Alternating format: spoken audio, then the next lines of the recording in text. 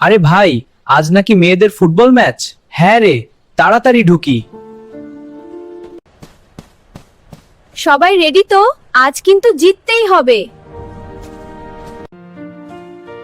উফ, কি সুন্দর সবাই! খেলা তো শুরুই হয়নি, মুগ্ধ হয়ে গেলাম।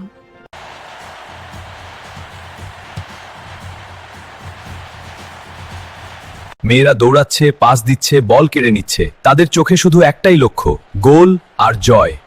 ওই লাল জার্সির মেয়েটা সবচেয়ে সুন্দর। আরে না না, নীল জার্সিরটাই আসল সুন্দরী। দেখেছ ওর চোখ দুটো?